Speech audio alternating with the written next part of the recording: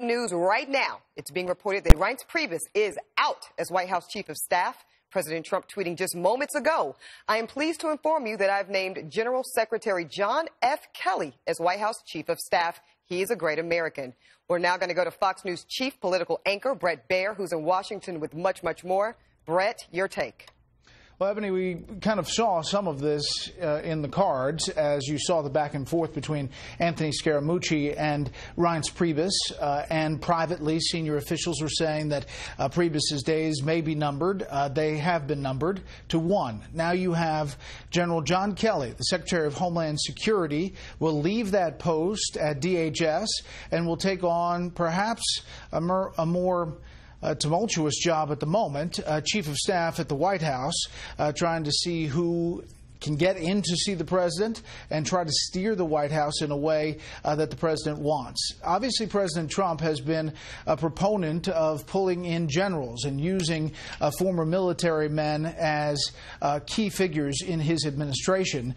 Kelly is top on the list, the former commander of U.S. Southern Command, and then a Secretary of Homeland Security who has not shied away from using blunt language in pursuing immigration policies that President Donald Trump has wanted along the border. It'll be interesting to see what happens at DHS as they move forward. But this is a major shakeup. Reince Priebus, the former head of the RNC turned Chief of Staff, has now left, and General John Kelly will now be the new White House Chief of Staff. My goodness, Bret, so much happening so quickly, just this instantaneous naming of the replacement for Priebus. Let me ask you this. Have you heard anything so far in Washington in terms of remarks that the president's made around Priebus himself or his exit? No. You know, Reince Priebus was on this trip today to Long Island where the president talked about MS-13 and fighting that dangerous gang. He was on Air Force One, as was Anthony Scaramucci, the incoming communications director. There was no talk, no comments, and the White House was kind of staying away from publicly commenting about any of that dust-up.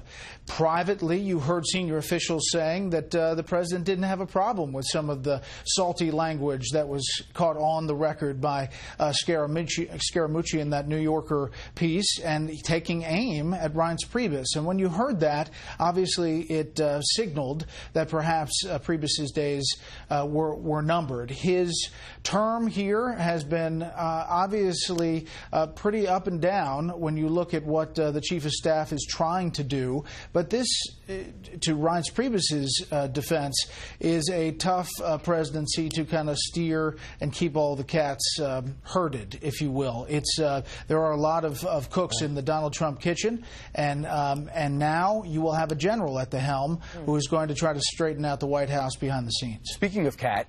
Yes. Hi, Bret. I wanted to ask, the president just tweeted out thanking Reince Priebus for his service. It doesn't seem to be, every time a switch like this happens, people try to paint it as turmoil. Is there more excitement around this, or are people freaking out? Well, anytime there's a chief of staff who doesn't make it to a full year, that is a big deal for a White House that is trying to get its sea legs under it and just lost a major legislative battle up on Capitol Hill with the health care loss early this morning.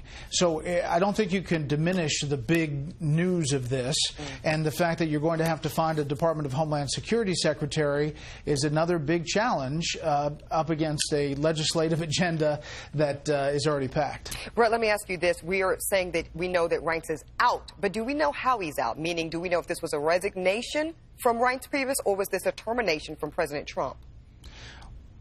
Just guessing that since we didn't hear anything from Reince Priebus himself, and that he was on that Air Force One trip to Long Island, and that the first indication was a tweet from the president announcing the new Chief of Staff, I think that this probably was the White House telling him that he was out. The first indication we had was that tweet that John Kelly is taking over. Wow, it's pretty amazing to see a general take over as Chief of Staff. Bret, how much is it going to be a challenge for the general, if at all, without the political experience, just the leadership experience? His resume looks great.